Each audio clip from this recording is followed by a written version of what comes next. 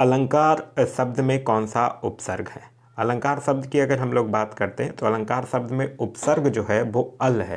तो इस क्वेश्चन का जो सही आंसर होगा वो होगा ऑप्शन नंबर बी, अल उपसर्ग है। अल का मतलब क्या होता है? अल का मतलब होता है निश्चित। और अल उपसर्ग के अगर और भी कुछ अगर बात करते हैं तो अलबत्ता जो है वो भी एक शब्द है जिसमें अल जो है वो उपसर्ग है। और अलगरज भी जो शब्द है उसमें अल ही उपसर्ग है। नेक्स्ट क्वेश्चन है क्वेश्चन नंबर सेकंड कि नेत्रहीन शब्द में कौन सा समास है? यह आप लोगों को बताना है कि नेत्रहीन शब्द में एक कौन सा समास है। तो नेत्रहीन शब्द में तत्पुरुष समास है। तो इस क्वेश्चन का जो सही आंसर होगा वो होगा ऑप्शन नंबर बी, तत्पुरुष समास। तत्पुरुष समास की अगर हम लोग बात करते हैं तो तत्पुरुष समास में होता क्या है कि जो कर्ता होता है वो कारक, कर्ता, कारक और संबोधन को छोड़कर शेष सभी कारकों में विभक्तियां लगाकर इनका समास विग्रह किया जाता है। जैसे कि आप लोग तत्पुरुष समास का उदाहरण हो जाएगा रस भरा, करुणापूर्ण, ये सब जो है वो तत्पुरुष समास के कुछ उदाहरण हैं। नेक्स्ट है कि मेरी गोद में बिल्ली है, इस वाक्य में कौन सा कारक है? तो आप लोग पढ़े होंगे कर्ता ने कर्म को करण से, संपादन के लिए आपादान से, संबोधन का के की, अधिकरण में पर, संबोधन हे हो अजियरे। अब मेरी गोद में बिल्ली है तो मैं किस में आया था? मैं अधिकरण में और पर, तो इसमें क्या है? अधिकरण कारक है। तो इस क्वेश्चन का जो सही आंसर होगा वो होगा ऑप्शन नंबर डी, अधिकरण कारक है। नेक्स्ट है कि स्थावर, स्थावर का विलोम क्या है? स्थावर का मतलब होता है स्थिर, जिसको आप कह सकते हैं। तो इसका विलोम यानी उल्टा शब्द जो हो जाएगा वो क्या हो जाएगा? जो चलने वाला हो, गमन करने वाला हो, चलनशील या गमनशील जो होगा वो स्थावर का उल्टा शब्द हो जाएगा। यहाँ जंगम दिया हुआ है तो जंगम जो है इसका मतलब होता है चलनशील या फिर गमनशील। तो इस क्वेश्चन का सही आंसर होगा वो होगा ऑप्शन नंबर बी। नेक्स्ट है कि नेकी का फल बदी, इस लोकोक्ति का अर्थ क्या है?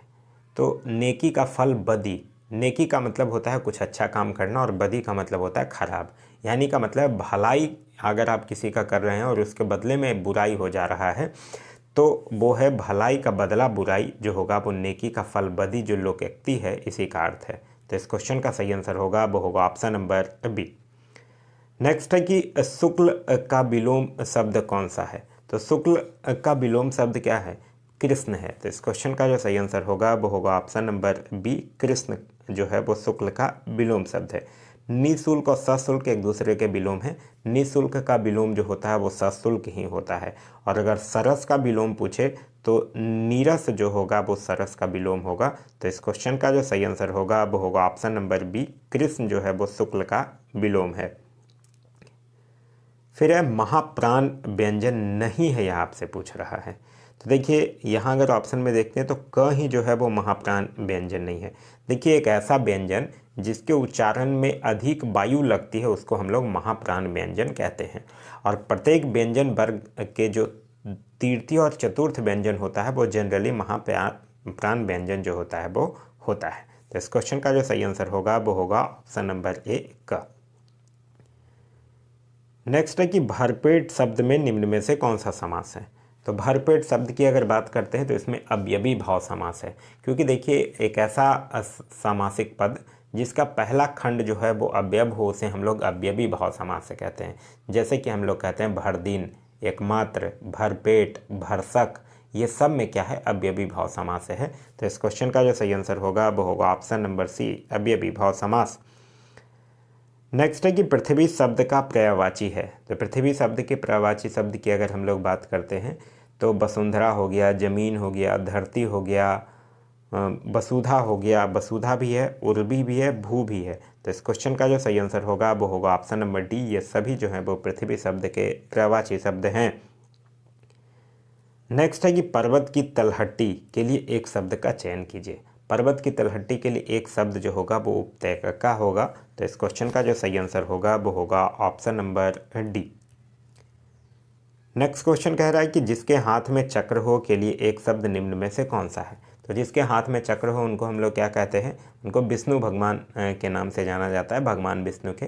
और भगवान का विष्णु का दूसरा नाम ही क्या है? चक्रपाणी है। तो इस क्वेश्चन का जो सही आंसर होगा वो होगा ऑप्शन नंबर बी। नेक्स्ट है कि विद्यार्थी के लिए सही संधि विच्छेद को चुनिए। विद्यार्थी का सही संधि विच्छेद होगा विद्याजोरर्थी, जिसको हम लोग विद्यार्थी कहा जाता है। तो इस क्वेश्चन का जो सही आंसर होगा वो होगा ऑप्शन नंबर सी। नेक्स्ट है कि बुढ़ापा एक प्रकार का अभिशाप है, रेखांकित शब्द की संज्ञा क्या है।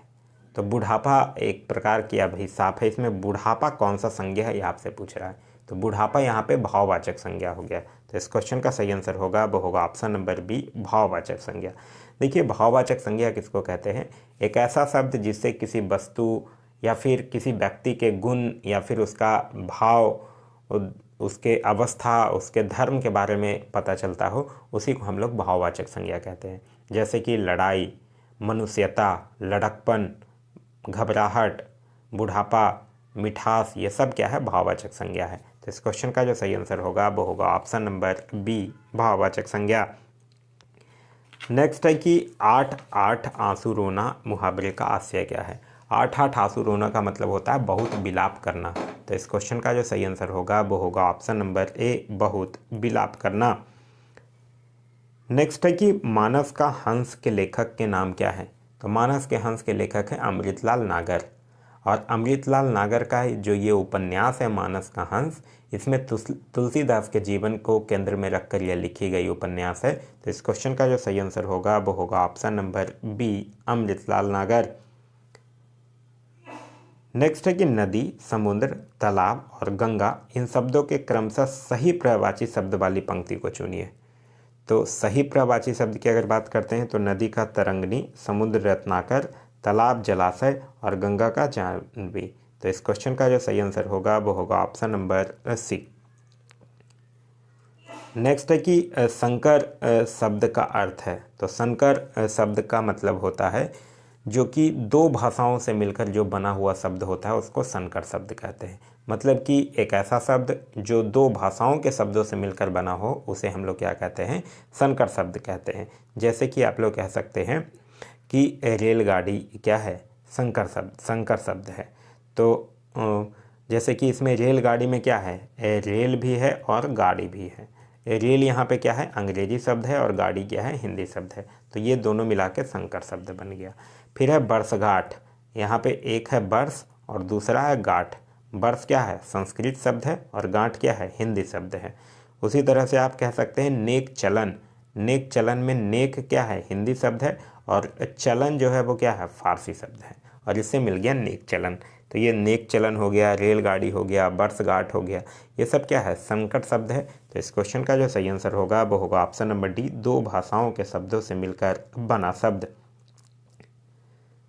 नेक्स्ट है कि वह वाक्य सरल वाक्य कहलाते हैं जिनमें, तो सरल वाक्य किसको कहा जाता है, जिसमें कि एक ही उद्देश्य और एक ही विधेय हो। तो इस क्वेश्चन का जो सही आंसर होगा वो होगा ऑप्शन नंबर सी, एक ही उद्देश्य और एक ही विधेय हो। नेक्स्ट है कि रामधारी सिंह दिनकर को भारतीय ज्ञानपीठ पुरस्कार का पुरस्कार प्राप्त हुआ था। देखिए ज्ञानपीठ पुरस्कार जो है वो 1965 से दिया जाता है, ठीक है। और 1968 में सबसे पहले चिदंबरा के लिए सुमित्रा नंदन पंत को हिंदी साहित्य के लिए सर्वप्रथम ज्ञानपीठ पुरस्कार जो है वो दिया गया था। यहाँ रामधारी सिंह दिनकर की बात कर रहा है, तो रामधारी सिंह दिनकर को दिया गया था 1972 में। और किस चीज़ के लिए उनको दिया गया था, उर्वशी के लिए दिया गया था। तो इस क्वेश्चन का जो सही आंसर होगा वो होगा ऑप्शन नंबर डी, उर्वशी के लिए। नेक्स्ट है कि निम्न समूहों में से किस शब्द समूह की वर्तनी जो है वो शुद्ध है, यह पूछ रहा है। दिग्विजय सही है, कृतघ्न सही है, क्षितिज यही सही है। तो इस क्वेश्चन का जो सही आंसर होगा वो होगा ऑप्शन नंबर ए। यहाँ शिखर जो लिखा हुआ है वो गलत है, शिखर ऐसे नहीं बल्कि शिखर ऐसे लिखा जाता है, ठीक है। प्रकृति भी गलत है, प्रकृति ऐसे लिखा जाता है, ठीक है। मस्तिष्क भी गलत है क्योंकि मस्तिष्क जो है वो ऐसे लिखा जाता है, ठीक है। तो इस क्वेश्चन का सही आंसर होगा वो होगा ऑप्शन नंबर ए। अब इंग्लिश लैंग्वेज के क्वेश्चंस हैं जो कि 20 क्वेश्चंस आप लोगों को इंग्लिश लैंग्वेज का भी मिलेगा, 20 क्वेश्चन आपको हिंदी का मिलेगा एग्जाम में देखने के लिए, 20 क्वेश्चन आपको इंग्लिश का मिलेगा, 40 क्वेश्चन हो गया, 20 क्वेश्चन आप लोगों को जीके जीएस मिलेगा, 60 क्वेश्चन हो गया, 25 क्वेश्चन आप लोगों को मैथ्स रीजनिंग मिलेगा, 85 क्वेश्चन हो गया और 15 क्वेश्चन जो है वो कंप्यूटर का मिलेगा। यही 100 नंबर का आप लोगों का क्या होगा, एग्जाम होगा। चलिए 21 से 25 क्वेश्चन में कह रहा है कि fill in the blanks fill करना है आपको अप्रोप्रिएट वर्ड से। 4 अल्टरनेटिव जो है वो आपको दिए गए हैं। फिर यहाँ पहला जो क्वेश्चन है वो कह रहा है कि the antique sculpture is in needed. The antique sculpture का मतलब होता है जो प्राचीन जो कलाकृति है वो इन नीडेड है। क्या है वो? तो प्राचीन कलाकृति हमारे लिए क्या है? बहुमूल्य है, मतलब प्राइसलेस है। तो इस क्वेश्चन का जो सही आंसर होगा वो होगा option number C, priceless. Next question कह रहा है कि he ran towards his mother and hugged her. वो अपने माँ की तरफ क्या दौड़ता है तो वो और हग कर लेता है, मतलब खुशी से वो क्या होता है, वो उसे गले लगा लेता है। तो खुशी से का मतलब यहाँ पे क्या होगा? खुशी से का मतलब होता है गैली। तो इस क्वेश्चन का जो सही आंसर होगा वो होगा ऑप्शन नंबर डी, गैली। नेक्स्ट है कि visitor comes from all over the world blank the Shalimar garden. Visitors पूरे दुनिया से आ रहे हैं शालीमार गार्डन को क्या देखने के लिए, यानी सी जो होगा वो यहाँ पे सही होगा, to see the Shalimar garden. आगे है the thief was taken to the police station but the blank revealed nothing. Thief को, चोर को क्या किया जाता है? पुलिस स्टेशन ले जाया जाता है। उसके बाद उससे क्या किया जाता है? प्रोवोकेशन नहीं। प्रोवोकेशन का मतलब होता है किसी चीज़ को उकसाना, उसको उकसाया जाएगा, नहीं हो सकता है। उसके बाद है ऑब्जेक्शन। ऑब्जेक्शन का मतलब आपत्ति, ये भी नहीं होगा। डिस्कशन मतलब उससे व्याख्या, नहीं होगा। इंट्रोगेशन, इंट्रोगेशन होगा। इंट्रोगेशन का मतलब होता है पूछताछ करना। तो यहाँ होगा the thief was taken to the police station. उसे पुलिस स्टेशन ले जाया गया। But the interrogation revealed nothing, लेकिन जो पूछताछ है वो भी कुछ नहीं रिवेल्ड कर पाया। तो इस क्वेश्चन का सही आंसर होगा वो होगा ऑप्शन नंबर बी, इंट्रोगेशन। आगे है you should pay a little more attention to your. मतलब टू योर क्या हो सकता है? यहाँ पे अगर हम लोग देखे जाए तो कह रहा है कि आपको एक अटेंशन पे करना है, थोड़ा सा अटेंशन आप लोगों को देना है। कहाँ? To your apportion. अपॉर्शन का मतलब होता है वितरण करना, नहीं। एप्लीसन का मतलब क्या होता है? भूत प्रेत जिसको हम लोग कहते हैं, तो ये भी नहीं हो सकता। अपीयरेंस हो सकता है, मतलब you should pay a little more attention to your appearance, मतलब अपने बाह्य रूप पर आपको क्या होना चाहिए? थोड़ा ध्यान देना चाहिए। तो इस क्वेश्चन का जो सही आंसर होगा वो होगा ऑप्शन नंबर सी। आगे है आइडियम एंड फ्रेजेज दिए गए हैं बोल्ड में, उसके मतलब आपको बताना है। Keep trying. कीप ट्राइंग का मतलब क्या होता है? कोशिश करते रहना। तो इसको आप लोग कह सकते हैं कंटिन्यू ट्राइंग।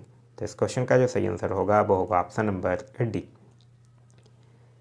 नेक्स्ट कह रहा है कि he had to cool his heels before he could get an appointment with the doctor.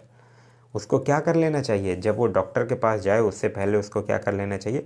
Cool one hills का मतलब होता है किसी भी चीज़ का लंबे टाइम तक इंतज़ार करना, वेट करते रहना। मतलब यहाँ पे होगा टू बी केप्ट वेटिंग। ठीक है, टू बी क्या होगा? To be kept waiting for a long time, मतलब प्रतीक्षा करते रहना। आगे है कि over the years be remained loyal through thick and thin. Thick and thin का मतलब होता है कि किसी भी हालत में आपका वो साथ देगा, वही थिक एंड थिन कहलाता है। ठीक है, तो वही कह रहा है over the years be remained loyal, मतलब बहुत सालों तक हम लोग क्या रहे? लॉयल। थिक एंड थिन मतलब हर एक हालत में, हर एक मुश्किल में हम क्या रहें? लॉयल रहें। तो इसको कहा जा सकता है in spite of all the difficulties, मतलब हर हालत में हम क्या रहें? लॉयल रहें। आगे 29 से 31 तक के दिया गया है कि मिस स्पेल्ड, कुछ वर्ड्स जो दिए गए हैं उसकी स्पेलिंग गलत लिखी गई है, वो आपको बताना है। तो क्वेश्चन नंबर 29 में कह रहा है पोजीशन, ये बिल्कुल सही है। उसके बाद है थ्रीशोल्ड, ये भी सही है। गारंटी की भी स्पेलिंग सही है। इंटरप्ट का स्पेलिंग गलत है। इंटरप्ट में डबल आर होता है, मतलब INTERRUPT। इंटरप्ट का मतलब होता है रोकना। तो इस क्वेश्चन का जो सही आंसर होगा वो होगा ऑप्शन नंबर बी। आगे है एक्सीडेंट। एक्सीडेंट सही है। उसके बाद फिर है रिस्पेक्ट, सही है। कॉलम सही है। ग्रेटफुल गलत है। ग्रेटफुल की अगर हम लोग बात करते हैं तो GRATEFUL होता है। ग्रेटफुल का मतलब होता है आभारी। तो इस क्वेश्चन का जो सही आंसर होगा वो होगा ऑप्शन नंबर बी। आगे है एलर्जी। एलर्जी सही है। ट्यूशन सही है। ग्रामर सही है। डेफिनेशन का स्पेलिंग गलत है, क्योंकि डेफिनेशन की जो स्पेलिंग होती है वो होता है DEFINI होता है TION। इस डेफिनेशन का मतलब होता है परिभाषा, यानी इस क्वेश्चन का सही आंसर होगा वो होगा ऑप्शन नंबर सी। आगे जो क्वेश्चंस दिए गए हैं उसमें आप लोगों को यह बताना है, वन वर्ड सब्सटीट्यूशन है। कह रहा the belief that people can not change और अवॉइड व्हाट हैपन्स। इसका मतलब होता है कि आप अपने भाग्य पर भरोसा करने का सिद्धांत, जिसको हम लोग क्या कहते हैं, फैटलिज्म कहते हैं। तो इस क्वेश्चन का जो सही आंसर होगा वो होगा ऑप्शन नंबर बी, फैटलिज्म। आगे है to have a strong feeling of sympathy with a desire to help. इसका मतलब होता है क्या, दया भाव, मतलब कंपेशन जो होगा वो यहाँ पर सही आंसर होगा। तो इस क्वेश्चन का जो सही आंसर होगा वो होगा ऑप्शन नंबर डी। नेक्स्ट कह रहा है a place where pigs are kept. Pigs का मतलब होता है सुअर, तो सुअर जहाँ रखा जाता है उसको सुअर बाड़ा, और उसको क्या कहा जाता है, स्टाई कहा जाता है। तो इस क्वेश्चन का जो सही आंसर होगा वो होगा ऑप्शन नंबर डी, स्टाई। आगे in the following question four alternative choose the one which best express the meaning in the capital letter. कह रहा है मतलब यहाँ सिंपल सा कहने का मतलब है आपको साइनोनिम्स बताना है। पहला है पायस। पायस का मतलब होता है पवित्र, और इसका साइनोनिम्स क्या हो सकता है, वाइज नहीं हो सकता है, वाइज का मतलब होता है चालाक। रिलीजियस, हाँ रिलीजियस हो सकता है, रिलीजियस का मतलब होता है धार्मिक या पवित्र, आप जिसको कह सकते हैं। तो इस क्वेश्चन का सही आंसर होगा वो होगा ऑप्शन नंबर सी। नेक्स्ट है कि रिजॉयस। रिजॉयस का मतलब होता है खुशी मनाना, ये रिजॉयस होता है। तो कॉन्सील नहीं हो सकता है, ठीक है। कॉन्सील का मतलब होता है किसी भी चीज़ को छिपाना, ठीक है। ब्रूड नहीं हो सकता, इसका मतलब होता है चिंतन करना। उसके बाद अगर हम लोग देखते हैं तो ग्रीव नहीं हो सकता, इसका मतलब होता है विषाद उत्पन्न करना। एक्जॉल्ट हो सकता है, इसका मतलब होता है बहुत प्रसन्न होना। तो इस क्वेश्चन का सही आंसर होगा वो होगा ऑप्शन नंबर डी। नेक्स्ट है आइसोलेट। आइसोलेट का मतलब होता है किसी भी चीज़ को अलग कर देना। अभी कोरोना काल में आप लोग आइसोलेट को बहुत अच्छे तरह से जानते होंगे, मतलब उसको अलग कर देना, पृथक कर देना आइसोलेट होता है। तो कंबाइन नहीं हो सकता है, कंबाइन का मतलब होता है जोड़ना। कनेक्ट का मतलब भी होता है जोड़ना। डिटैच नहीं हो सकता है, डिटैच का मतलब होता है उसको आप कह सकते हैं, अच्छा हाँ डिटैच हो सकता है यहाँ, क्योंकि सिमिलर मीनिंग पूछ रहा है। तो अटैच का मतलब क्या होता है, मिलाना, और डिटैच का मतलब अलग अलग करना। तो आइसोलेट का मतलब तो अलग अलग करना ही होगा। तो इस क्वेश्चन का सही आंसर होगा वो होगा ऑप्शन नंबर बी, डिटैच। आगे है 38 से 40 में कह रहा है कि अपोजिट मीनिंग बताना है, यानी कि आप लोगों को क्या बताना है, एंटोनिम्स बताना है, ठीक है। पहला है फिल्थी। फिल्थी का मतलब होता है गंदा, ठीक है। और गंदा का एंटोनिम्स अगर पूछें तो साफ़ होगा, यानी क्लीन जो होगा वो आपका सही आंसर होगा। फिर है फास्टन। फास्टन का मतलब होता है किसी भी चीज़ को बांधना या जकड़ के रखना, ठीक है। तो इसका हो जाएगा, उल्टा पूछ रहा है तो रिलीज, छोड़ देना हो जाएगा। तो इस क्वेश्चन का सही आंसर होगा वो होगा ऑप्शन नंबर ए। नेक्स्ट है एरिसीड। एरिसीड का मतलब होता है किसी भी चीज़ का कम होना या फिर पीछे हटना। तो इसका होगा इनलार्ज, मतलब बढ़ाना। तो इस क्वेश्चन का सही आंसर होगा वो होगा ऑप्शन नंबर बी, इनलार्ज। यह थे कुछ, अभी तक हम लोग 20 क्वेश्चन हिंदी लैंग्वेज के देख लिए हैं और 20 क्वेश्चन इंग्लिश लैंग्वेज के देख लिए हैं। अब हम लोग जो हैं वो 20 question general knowledge and current affairs के देखते हैं। पहला कह रहा है अजंता की गुफाएं कहाँ स्थित है। तो अजंता की गुफाएं कहाँ है, महाराष्ट्र में है। तो इस क्वेश्चन का सही आंसर होगा वो होगा ऑप्शन नंबर सी, महाराष्ट्र में है। एलिफेंटा की गुफा महाराष्ट्र, मुंबई में। भीमबेटिका मध्य प्रदेश। बोरो की गुफा आंध्र प्रदेश। बादामी की गुफा कर्नाटक। बराबर की गुफाएं बिहार में।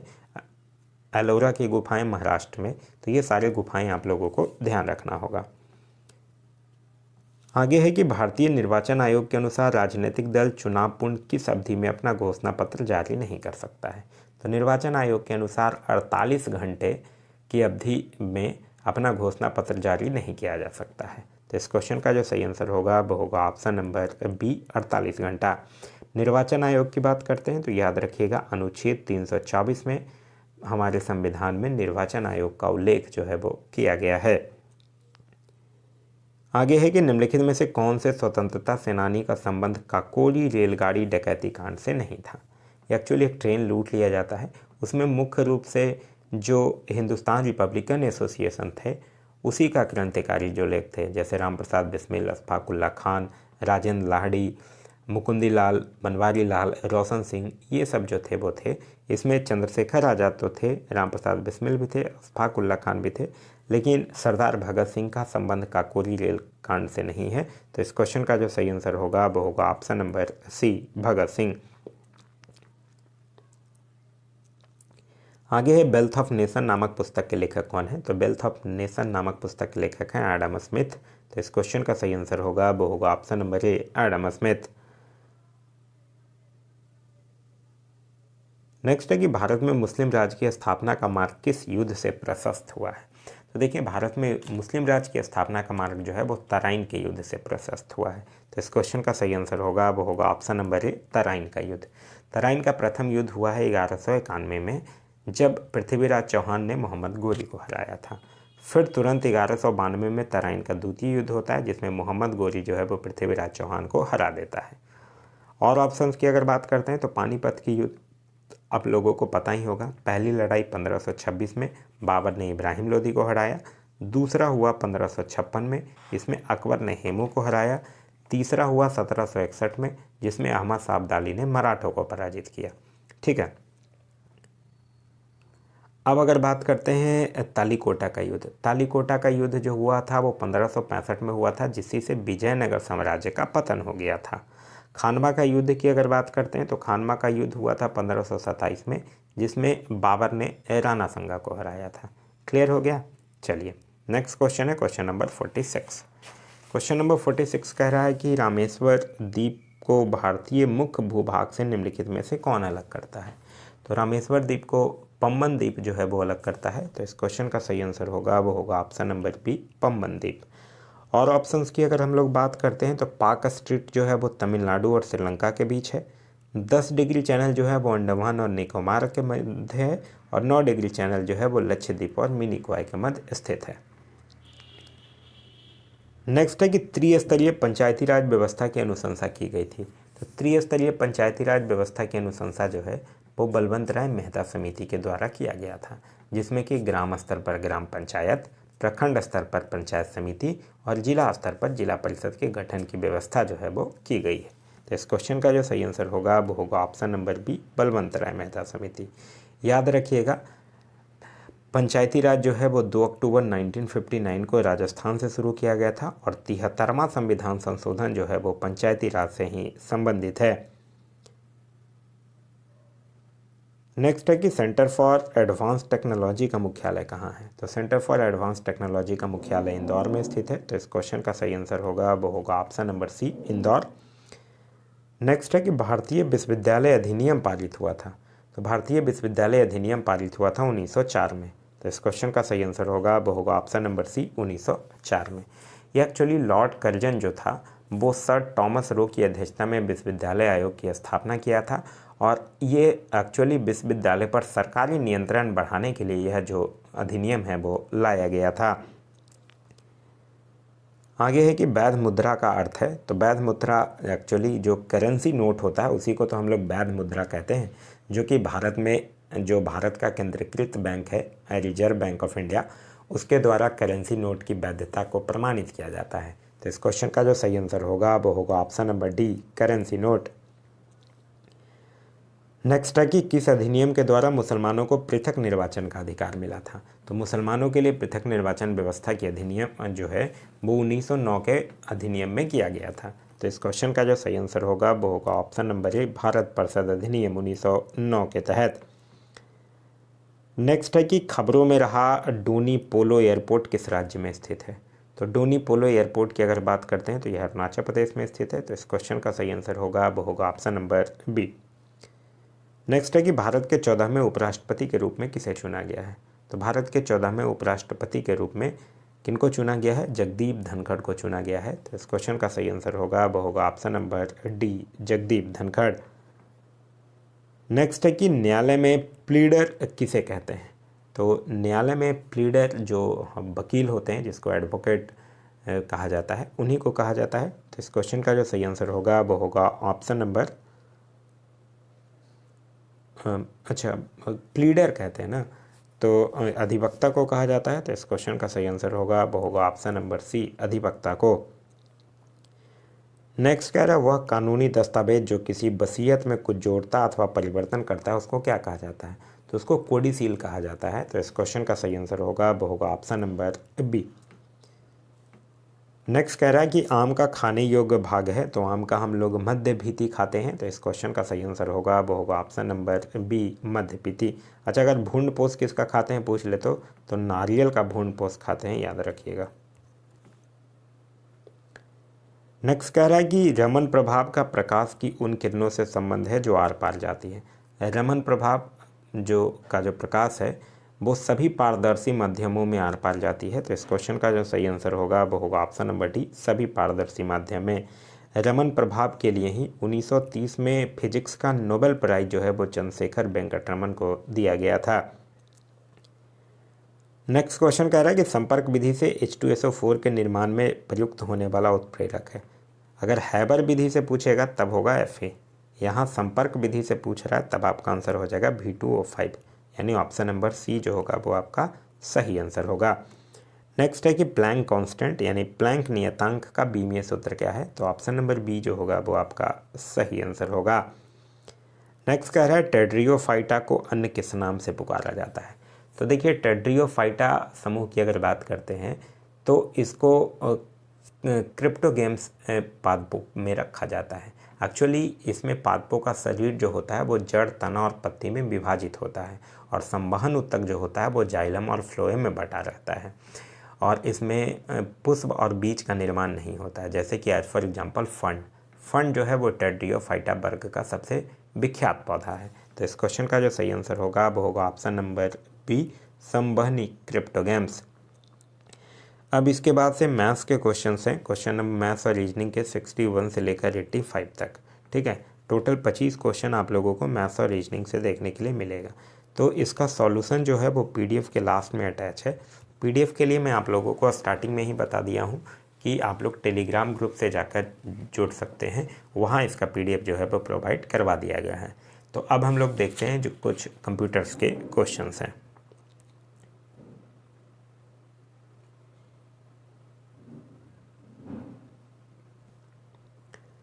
कह रहा है कि कंप्यूटर की दूसरी पीढ़ी पर आधारित थी, तो कंप्यूटर की दूसरी पीढ़ी की अगर हम लोग बात करते हैं तो दूसरी पीढ़ी जो था वो ट्रांसजिस्टर पर आधारित था।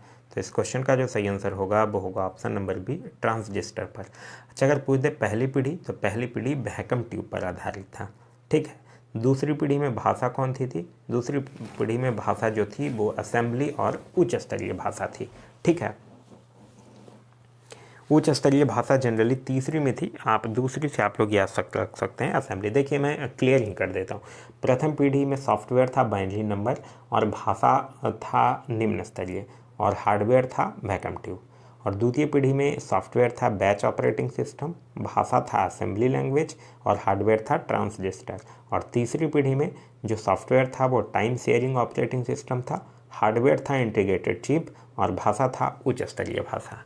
क्लियर है? चलिए नेक्स्ट कह रहा है कि पहली पीढ़ी के कंप्यूटरों में प्रयोग किया जाता था, तो अभी हम लोगों ने देखा पहली पीढ़ी में वैक्यूम ट्यूब यानी निर्वात नलिकाओं का प्रयोग किया जाता था, यानी ऑप्शन नंबर 1 जो होगा वो सही आंसर होगा।